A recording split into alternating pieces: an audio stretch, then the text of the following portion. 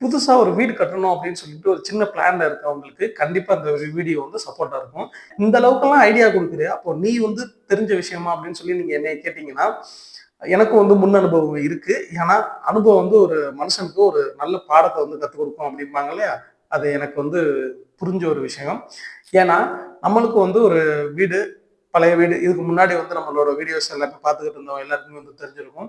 அந்த வீடியோ எப்படி இருந்திருக்கும்? என்ன? பின்னாடி இருக்க பேக்ரவுண்டு, நான் எடுத்த விளாக் எல்லாத்துலயுமே வந்து நம்மளோட வீட்ட காட்டியிருந்திருப்பேன். இப்போ ஆட்டமே வந்து வேற. ஏன்னா, புதுசா நம்மளுக்குன்னு வந்து ஒரு 4 வருஷத்துல ஒரு வீடு வந்து கட்டி முடிச்சிருக்கோம். அந்த வீட வந்து உங்களுக்காக விளாக் எடுத்து காட்டுறேன். பாருங்க.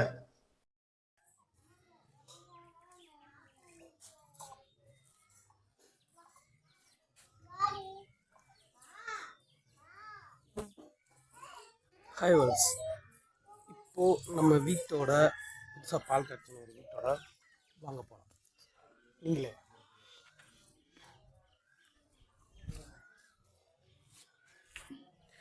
இதுதான் நம்ம புதுசா வீடு.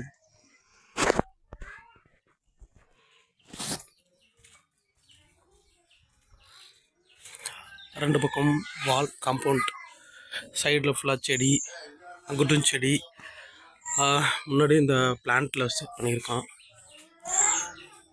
இது அம்மாவோட பேர் ராஜகுமாரி. சரி, ஓகே, வாங்க நம்ம ஹால் போகலாம்.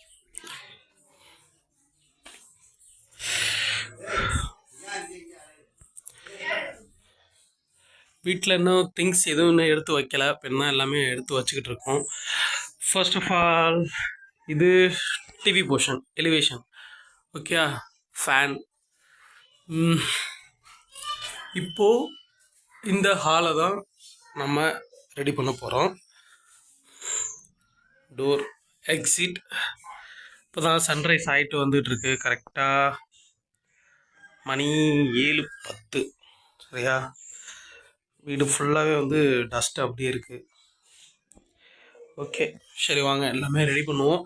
இதுக்கு என்னென்ன திங்ஸ் எல்லாமே வாங்கணும் வைக்கணும் அப்படிங்கிறத எல்லாத்தையுமே பார்ப்போம்.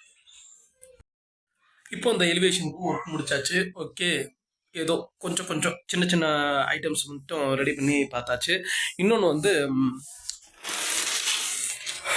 ஃப்ளிப்கார்ட்ல இருந்து ஆர்டர் பண்ணி நம்ம வாங்கின ஒரு சின்ன ஃப்ரேம் மெட்டீரியல்ஸ். ஆனால் இது இருக்கிறதுல வந்து லோ பட்ஜெட். ஓகேங்களா? ஆனால் கொஞ்சம் குவாலிட்டி எந்த அளவுக்கு இருக்குன்னு என்னன்னு தெரியல. வாங்க அன்பாக்சிங் பண்ணி பார்த்துருவோம்.